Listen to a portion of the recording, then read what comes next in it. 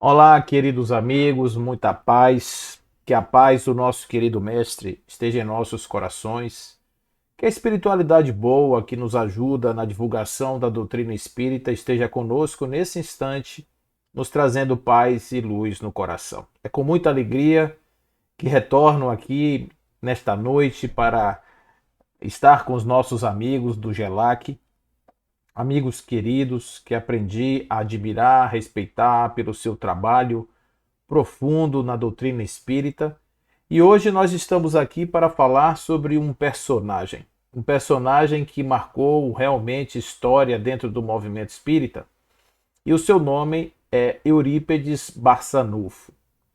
A questão que nós estamos aqui hoje abordando sobre a vida dele, mais do que simplesmente um personagem que passou na história do espiritismo brasileiro, é o seu legado, aquilo que ele deixa para todos nós como uma construção do que viria a ser depois o movimento espírita.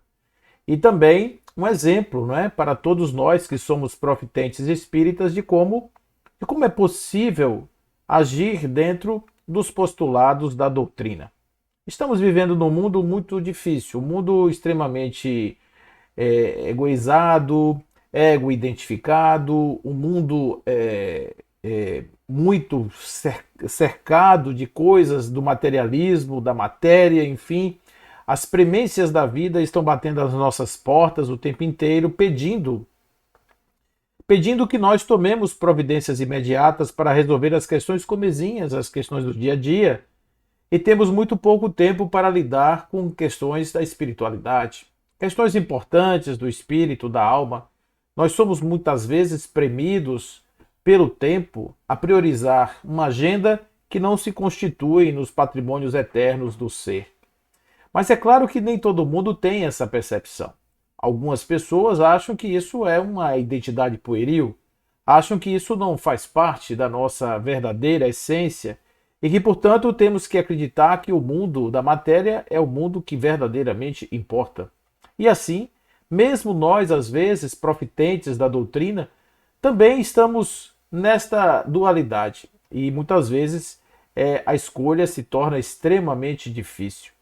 O caso do nosso querido Eurípedes é um caso muito parecido com outros também menestréis do Espiritismo do Brasil, aqueles que tocaram esta sinfonia de amor e caridade com perfeição nas nossas terras. Temos outros exemplos, como Bezerra de Menezes, por exemplo, que foi um homem que também, fundado nas terras do Brasil, aqui trabalhado na sua última encarnação, pôde desenvolver uma obra de abnegação, de caridade, de amor impressionante. Impressionante. Realmente, Bezerra de Menezes foi um exemplo de ser, não somente de encarnado, como hoje também sabemos, como espírito. Temos Francisco Cândido Xavier, um exemplo extremamente interessante, uma mediunidade imensa, uma coisa assim esplendorosa, um homem da caridade, do amor, da superação. Temos Divaldo Pereira Franco também, um exemplo de caridade, um exemplo de trabalho e dedicação à doutrina, Dona Ivone de Amaral Pereira. Nós temos muitos exemplos, né, de homens e mulheres que dedicaram a sua vida à doutrina espírita após terem tido contato com ela. O caso de Eurípedes, ele vai começar no ano de 1880, quando ele nasce no mês de maio, ele nasceu no dia do trabalho. Ele é filho de seu Hermógenes e de Dona Jerônima, seu Bugico e Dona Meca, respectivamente. Esses eram os apelidos dos seus pais. Muito pobres, eles não tinham condição alguma. Esse menino, ele já desde muito cedo trabalhava com os pés postos na lama. Ele era carregador de malas. Ele fazia serviços pequenos que ajudavam no sustento da família. O pai que sofria de beriberi, a sua mãe sofria de um surto nervoso que fazia que ela desmaiasse em situações onde ela era premida emocionalmente, ela desmaiava. E nesta casa nasceram 15 filhos. Nasceram 15 filhos, 7 homens e 8 mulheres. E os nomes Vocês acham que o nome de Eurípides é um nome estranho? Espere até ver Walter, Walter Sides, olha que nome, Walter Sides, até para pronunciar é difícil. Walter Sides Willow era o nome dele. O outro chamava Walter Ville Willman. O pai dele tinha alguma predileção por alguns nomes, né? Elógio Natal, não só nomes em inglês, mas nomes também em português. E vocês observem que nesses 15 nomes, que foram assim de forma muito criativa, elaborados, né? Eurípides parece ser o melhorzinho. Eurípides Barçanufo. De onde veio o Barçanufo? De onde veio o Willow? De onde o pai dizia que os meninos não podiam ter coligação de sobrenomes? Porque vai que um ficasse famoso, não interferiria nos demais. De fato, ele estava já prevendo alguma coisa para um dos seus filhos. E ele foi batizado na Igreja Católica. A formação da família, como de toda aquela região de Sacramento, no estado de Minas Gerais, era uma região de pessoas do catolicismo. O catolicismo ali era realmente uma religião que se impunha. Mas esse menino tinha uma inteligência fora do comum. Ele era capaz de ser um autodidata, ele vai se revelar depois um estudante de extrema capacidade, de extrema habilidade. Ele vai aprender francês e com isso ele vai ter a capacidade de ler livros que chegavam em abundância para seu deleite, e sua cultura só faz crescer em diversas circunstâncias. Aí a gente vai encontrar um paralelo que quando esses espíritos chegam aqui na Terra, a gente já começa a perceber que eles são diferentes. Primeiro, eles são abnegados, eles têm uma determinação fora do comum. Eles são capazes de superações, de ações de superação que são incríveis.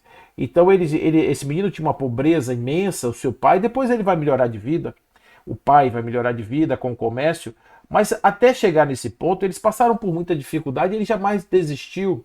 Inclusive se torna preceptor dos seus próprios irmãos, sendo ele o mais culto de todos, embora quando estivesse manifestado o desejo de ir à cidade do Rio de Janeiro estudar, a sua mãe, Dona Meca, teve dessas suas crises nervosas e desmaiou, fazendo com que ele desistisse desse seu intento.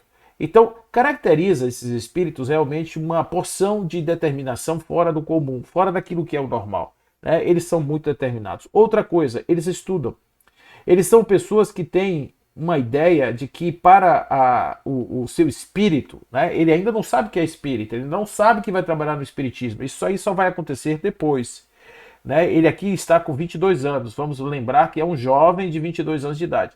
Mas ele já traz uma bagagem cultural, ele já está preparado, inclusive, para formar as bases do Liceu Sacramentano, onde vai ser professor. Não somente isso, aos 22 anos de idade ele já é jornalista, ele também é vereador da sua cidade.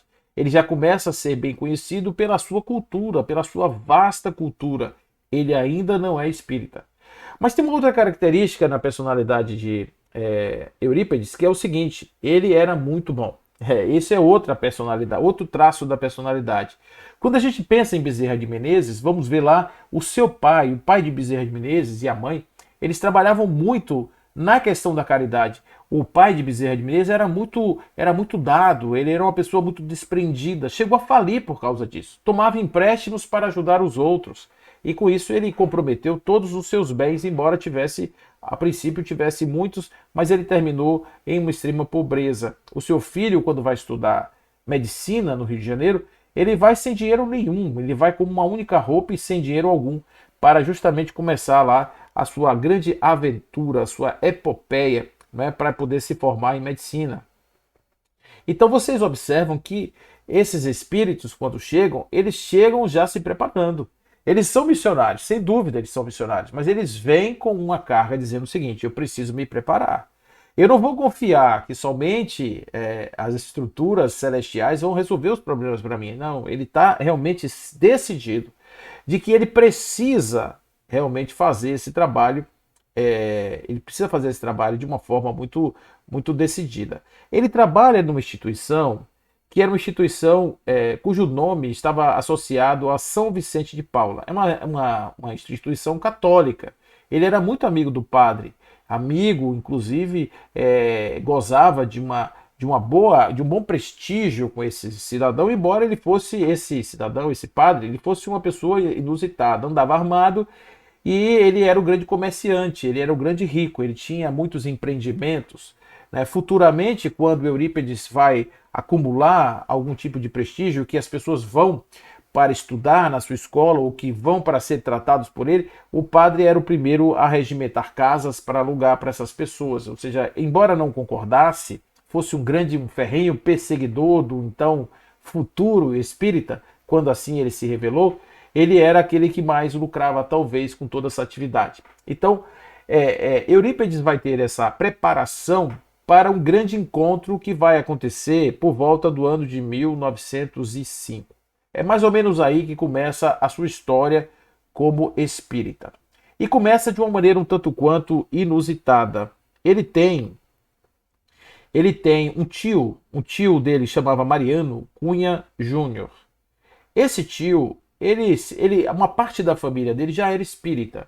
E tinha uma localizaçãozinha próxima, em termos de 15 quilômetros de Sacramento, chamava Santa Maria, que era o lugar onde eles faziam reuniões, e reuniões mediúnicas com muitas manifestações de efeitos físicos, a psicofonia avançada, xenoglossia, muitas coisas que aconteciam, mesas girantes que se movimentavam, efeitos físicos muito severos. E ele não se interessava nunca por isso, embora fosse um ramo da sua família que já estivesse. E o tio Mariano, quando vinha à casa deles, em Sacramento, ficava hospedado na casa do seu Mojico e, como Eurípides gostava muito dele, compartilhava o seu quarto com o tio. Nesse dia especial, o tio conversa com ele e ele faz algumas perguntas, ele começa com a sua curiosidade, a sua inteligência grande, ele começa a fazer perguntas e o tio lembra que na sua bagagem ele trazia um livro chamado Depois da Morte, de Leon Denis. Olha, gente, Leon Denis é outro missionário que veio à Terra trazer uma explicação sobre o Espiritismo que nós não fazíamos ideia daquilo, da dimensão da doutrina trazida por Leon Denis. A maneira que Leon Denis se expressa é diferenciada. A maneira como ele faz isso é muito diferente. Então Leon Denis vai, através Depois da Morte, vai impressionar o jovem Eurípides, que à noite, ao som, né, à luz de um pequeno candelabro iluminado a querosene, ele vai então ter a possibilidade de ler este livro todo e não vai dormir. Aliás, não dormir será uma marca da sua vida. Depois ele vai dedicar ao seu corpo muito pouca atenção. Embora saibamos que é importante que nós nos dediquemos ao corpo, talvez essa tenha sido ainda um resquício de um processo evolutivo que ainda precisava de um ajuste. Ele dedicou a sua vida de apóstolo, praticamente o seu espaço curto de vida, né, de 38 anos, ele vai dedicar exclusivamente, desde 1905 até o seu desencarne, ele vai dedicar a sua vida totalmente aos amigos espirituais e também à coletividade dos irmãos necessitados. Então, a partir dessa leitura do Depois da Morte, do dia seguinte, ele diz ao tio: meu tio, eu achava que essa literatura era uma literatura diabólica. Eu achava que minha alma iria parar no inferno quando eu fosse ler esse livro. Essa talvez tenha sido também a primeira impressão que Bezerra de Menezes teve quando pegou o Livro dos Espíritos e naquele bonde ele olha e diz assim: para o inferno talvez eu não vá. E aí quando ele olha o livro, ele se impressiona e diz: aqui eu já sabia. Né? Tudo que está aqui, de alguma forma eu já sabia.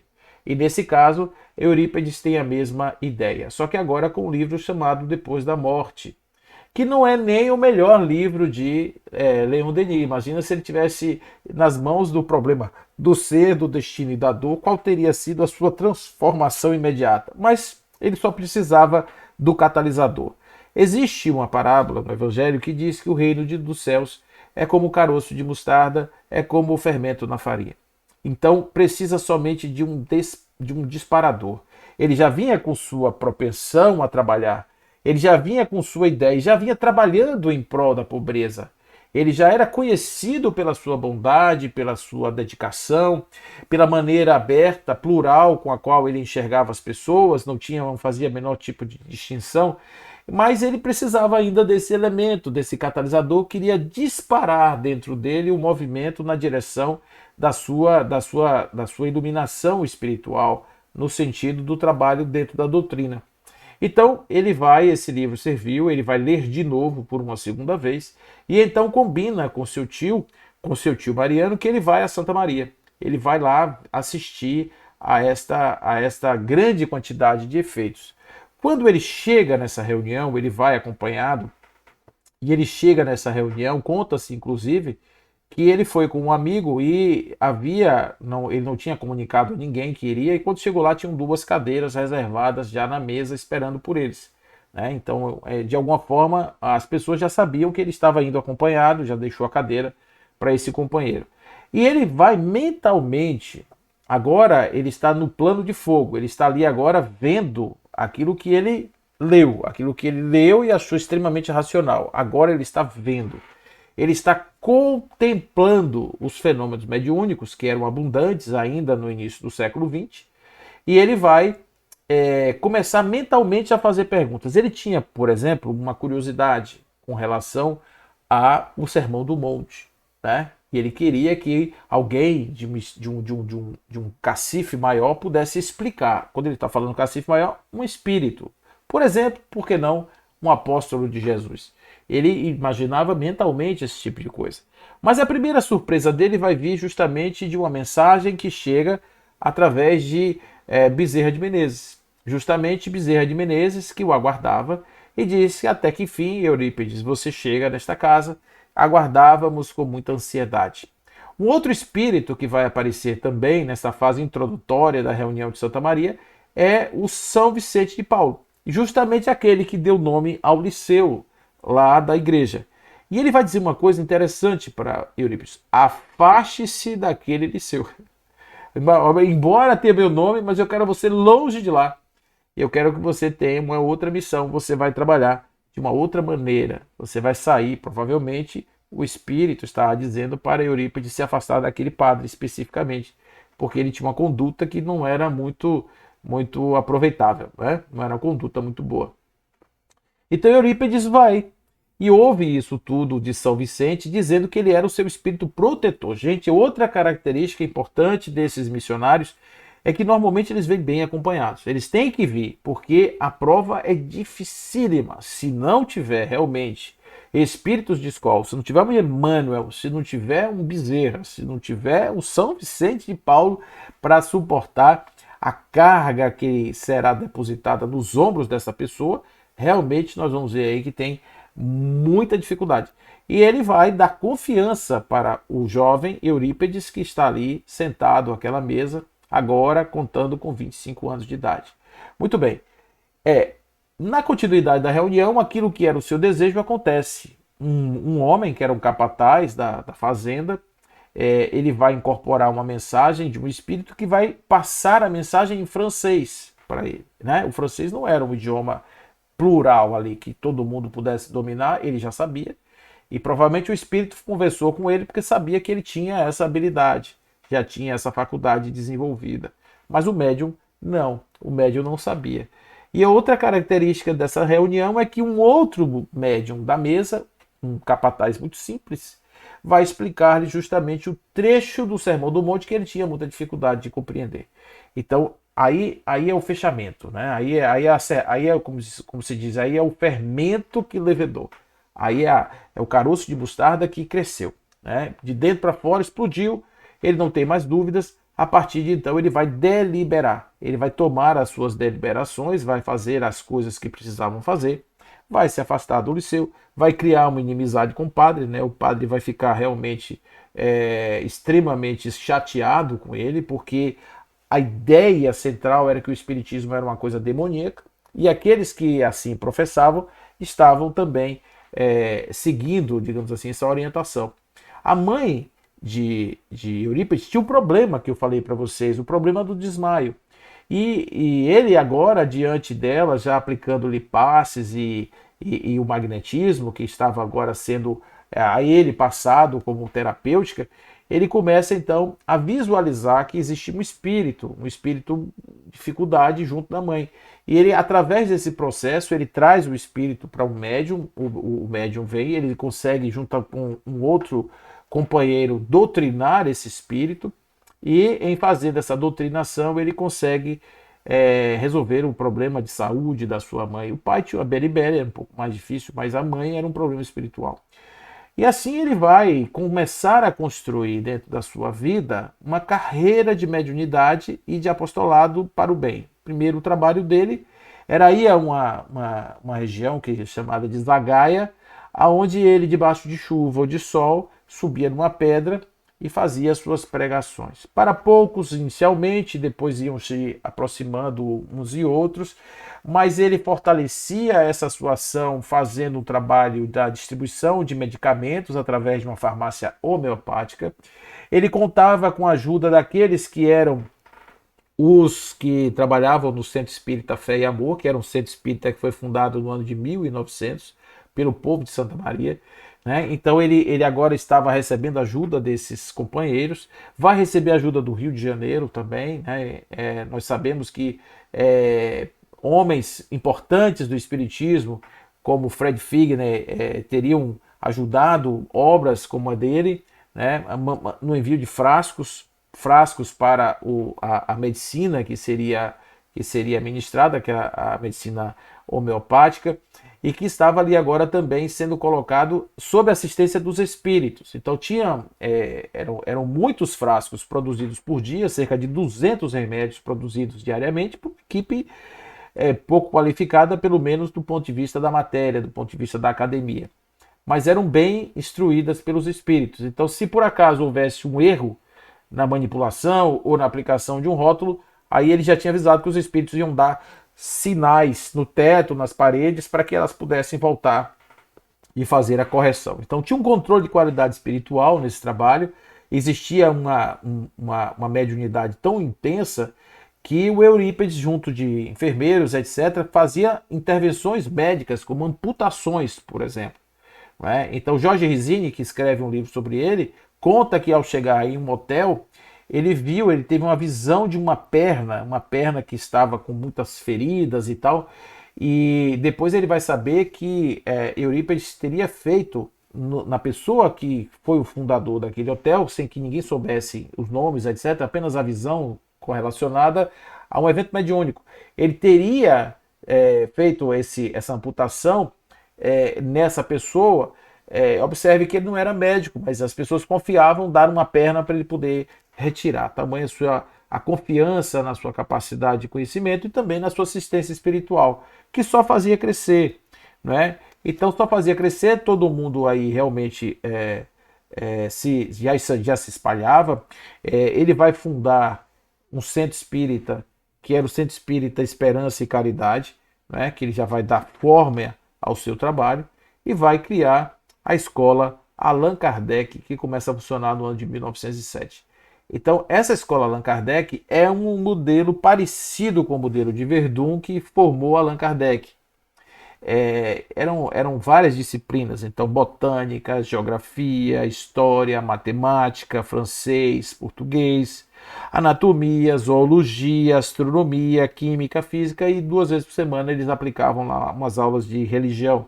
As aulas eram realizadas dentro das salas de aula, eram realizadas no campo, eram realizadas, eles formavam grupos de assessoria para poder assistência social, eles levavam as crianças, os jovens para assistência social, trabalhavam os princípios da doutrina espírita. Olha, gente, isso talvez tenha sido o mais importante, a mais importante missão dele, que foi firmar as bases de uma educação, de uma pedagogia que tem como base a formação de pessoas que têm valores baseados na doutrina espírita. O que isso muda? É diferente de uma escola tradicional? Claro que é, porque o paradigma, que é o paradigma orientador da pedagogia normal, é o paradigma materialista, que é um paradigma que ele é centrado na matéria, enquanto que o espiritismo é centrado no espírito. O materialismo faz parte desse processo, é incluso nele, não é excluído. Mas a centralidade dele é algo que realmente é danoso, é prejudicial para esse processo. É extremamente prejudicial a esse processo. E é por conta disso que nós precisamos realmente pensar na possibilidade da criação de outros colégios Allan Kardec por aí. Porque quando a gente pensa assim que o Espiritismo tem como finalidade destruir o materialismo, questão 799, ou que o Espiritismo veio para modificar a Terra e etc., mudar, fazer transitar o planeta em uma outra dimensão vibratória, etc., é preciso que seja da base. Não tem como a gente pensar só na transformação do adulto, porque da criança ao adulto tem um hiato de atitudes que podem criar as bases do fortalecimento de uma dissensão social, como é que a gente está vendo hoje. A gente encontra hoje muitas coisas desconexas na sociedade justamente por falta de uma orientação. Então vamos falar de Deus, por exemplo. Deus, né? Então Deus é assunto de religião. Não se trata de Deus em escola porque no Estado laico Deus é algo que não deve ser tratado. Mas falamos dos raios, falamos do sol, falamos da mitocôndria, falamos da energia, da clorofila, de floema, de xilema, falamos daquelas coisas todas, mas esquecemos que existe uma hipótese, que é uma hipótese que pode ser científica, claro que é, porque tem 50% de chance de ser verdadeira, assim como a outra também tem 50%, que é a existência de uma causa primária, de uma inteligência suprema, que a gente chama de Deus, mas pode chamar de outro nome, qualquer que seja. Vamos supor que a ciência se sinta confortável de chamar de Ra. Então, existe Ra, né? Existe essa energia, existe essa força inicial. Então, essa força inicial, quando ela é tirada da pessoa, do sujeito, ele perde não só a origem, como ele perde também o seu destino. Porque imagine que o sujeito não sabe o que é, ele não consegue construir a sua noção, a sua visão de mundo. Ele não tem a menor ideia de onde ele veio. Ele é fruto acaso da biologia e mais nada. Você é o resto da rebutalha do acaso. E o final, a destinação é o nada. Então o sujeito fica meio deprimido mesmo, porque ele acha que a vida não tem sentido, porque ele chega na vida a ver tantas coisas estranhas, ele acha que ele poderia viver num lugar diferente, que aquilo não faz sentido, ele se sente perdido nessa história, e isso faz com que haja tanta dificuldade em adaptações espirituais no planeta. Uma simples orientação poderia mudar tudo. Nós somos egressos de uma fonte divina e para ela caminhamos rapidamente através do processo evolutivo. A vida é um estágio de adaptação para que nós nos transformemos do simples e ignorante ao ser iluminado. Para fazermos isso, para trabalharmos e transitarmos nessa gradação, é preciso que haja um processo nosso de burilamento, de experienciação. Encarnações como a de Eurípides Barçanufo são importantes para o espírito porque elas são encarnações de completação, são encarnações muito intensas, de espíritos que já estão muito bem resolvidos com questões suas do ego e eles não se importam mais com certas coisas, de abrir mão de certas coisas, não são mais esses os fatores que interferem nas suas escolhas. Portanto, esses espíritos estão num grau acima daqueles que estão ainda presos no impermanente. É importante que esses sejam os educadores do mundo. Quantos não são hoje os espíritos que já estão encarnados, que já têm essa mundividência avançada e que poderiam estar multiplicando nas crianças, nas bases, nos fundamentos da educação, esses preceitos. Mas estamos deixando espaço para que outras possibilidades menos construtivas ocupem esse espaço de forma aleatória, sem nenhum tipo de prova ou de comprovação de que aquela talvez seja uma boa orientação para a formação do ser. Então, se nós não ocupamos esse espaço, é claro que outras possibilidades vão se apresentar como sendo as grandes salvadoras do futuro da humanidade. Por enquanto, só temos alguns tipos de simulacros de razão que estão fracamente induzindo as crianças a um vazio existencial. Os adultos do futuro serão esses herdeiros das crianças de hoje que não estão sendo preparadas para terem uma visão, uma mundividência mais ampliada. O Espiritismo precisa ocupar o seu espaço na educação inicial. O Espiritismo precisa começar. Esse exemplo, olha o que Eurípides faz, ele é educador. Tudo bem. O que Allan Kardec fez quando chegou na França? quando chegou em Paris. O que Allan Kardec fez? Fundou um liceu. O que Allan Kardec entende com relação à educação? É que a educação é um processo importante, por isso, quando ele escreve seus livros, ele usa de uma pedagogia que é muito inclusiva. Ele não fala de teorias, ele não usa fórmulas matemáticas, nem a sua filosofia é algo complexo. Por isso que hoje ele é mal interpretado.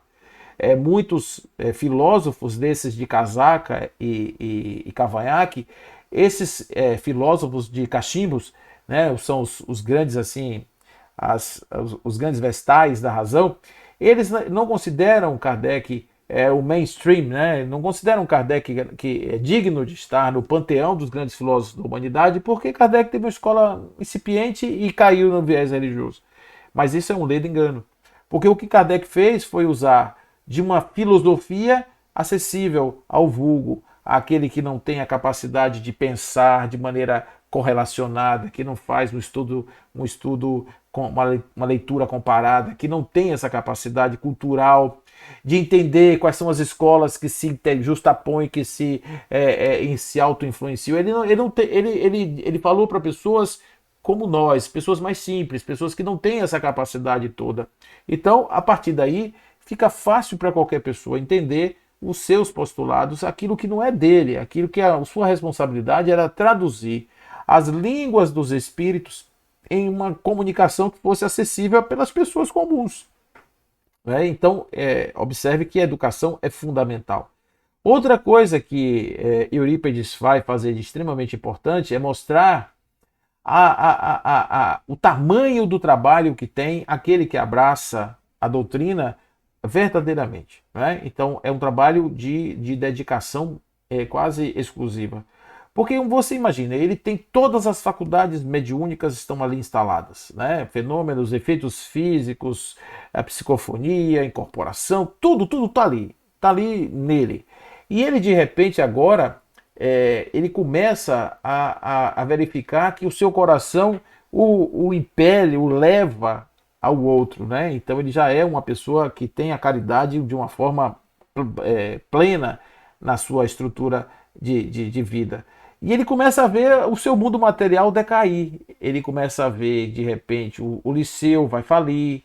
Ele depois vai abrir a escola com a ajuda do pai, mas o liceu vai falir. As suas iniciativas, o seu nome, aquele nome que ele criou, foi todo defenestrado. Os inimigos começam a bater. Então, observe que tem uma passagem no livro Boa Nova, onde Jesus explica para os seus discípulos. Às vezes a gente fica imaginando, porque eles estavam reclamando porque Jesus estava sendo humilhado por aqueles que não concordavam. E aí ele diz assim, às vezes a gente fica imaginando que nós temos que ser valorizados por todo mundo, nós temos que ter sempre pessoas falando bem da gente, etc.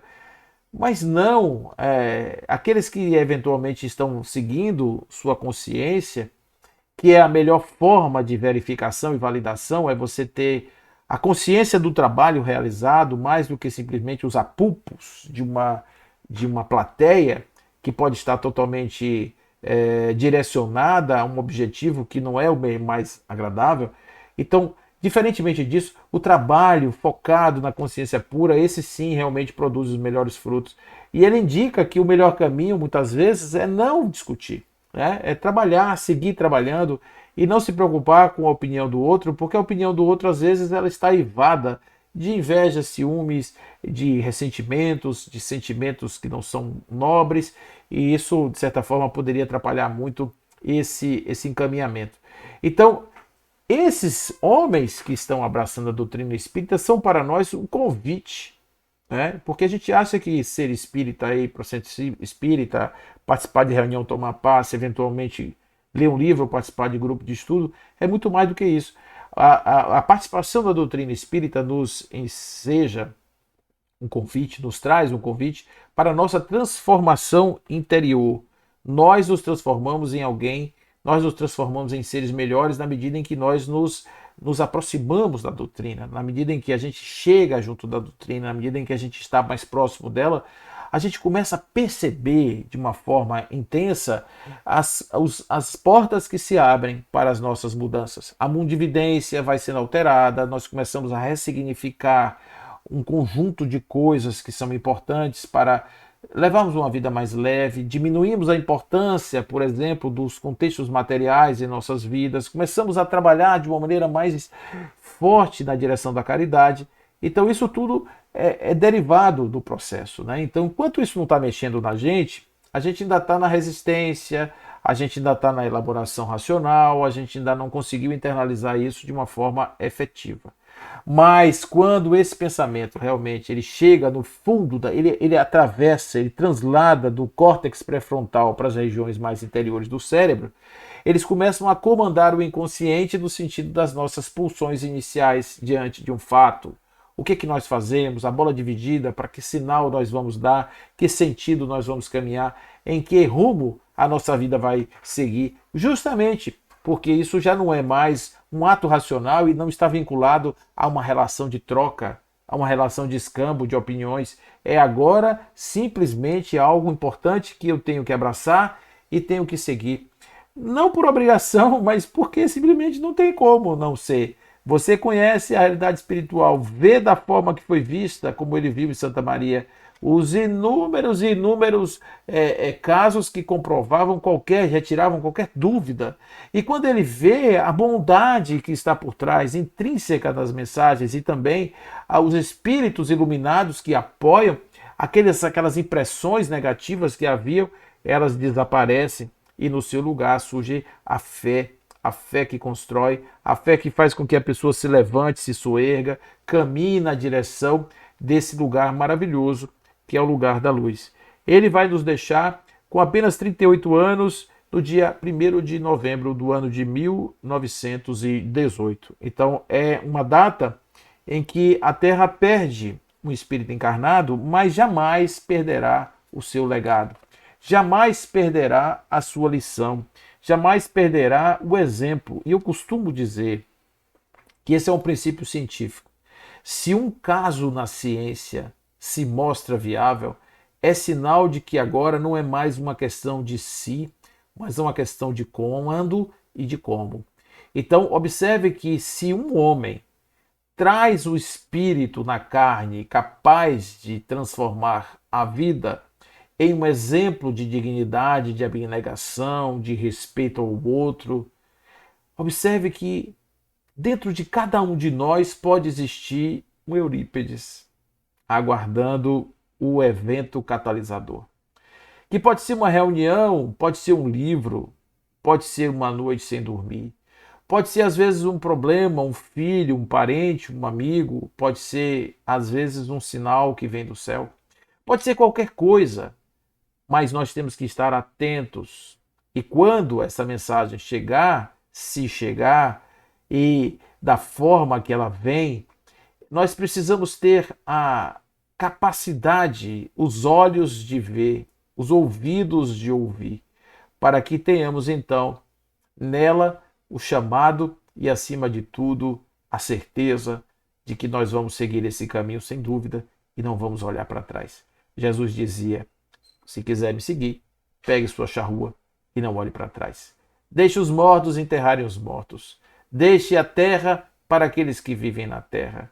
E vamos viver na terra o reino infinito dos céus, o reino infinito de Deus, que nos traz a possibilidade de uma felicidade imensa e, acima de tudo, a responsabilidade ampliada, porque nós seremos capazes de, através do nosso exemplo, e somente ele, não as palavras elas edificam os livros, elas edificam as placas fúnebres, elas edificam às vezes os cartazes, mas o verdadeiro exemplo é aquele que passa para a história e que personaliza os momentos, os eventos, os fatos em pessoas, e o estudo dessas pessoas nos leva a saber que nós também podemos ser, um dia, quem sabe, os nomes que irão pavimentar na história os exemplos da superação e, mais do que tudo, de que nenhuma vida, por mais abjeta que possa ser, é a negação do futuro glorioso de um ser.